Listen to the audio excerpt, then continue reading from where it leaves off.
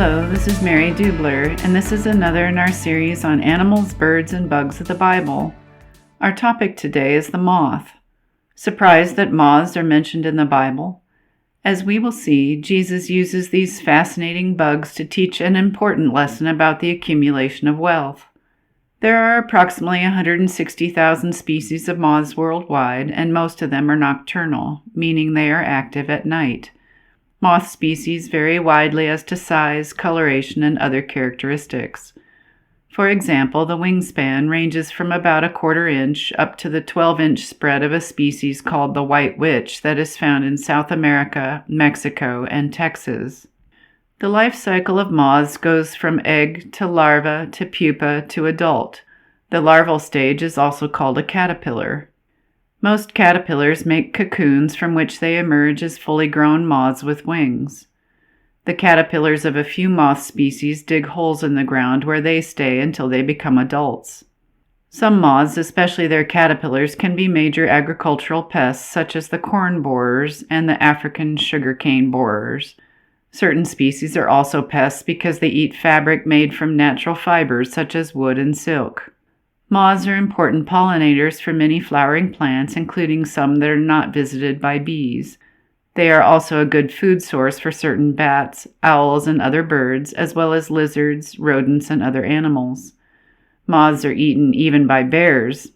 The caterpillars of many moth species are used by humans for food, especially in Africa, where they are an important source of nutrition.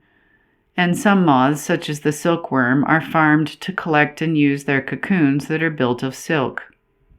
In what is now known as the Sermon on the Mount, Jesus is talking to a large crowd, teaching them spiritual lessons on a wide variety of topics, including prayer, the golden rule, and treasure, or the accumulation of wealth. It is the topic of treasure that prompts Jesus to use the moth to help illustrate his point. Reading now Matthew chapter 6, verses 19 through 21. Don't store up treasures here on earth where moths eat them and rust destroys them, and where thieves break in and steal. Store your treasures in heaven, where moths and rust cannot destroy, and thieves do not break in and steal. Wherever your treasure is, there the desires of your heart will be also. Jesus is warning us that earthly treasures such as money and possessions are never entirely safe from theft or from attack by moths, rust, and other destructive forces.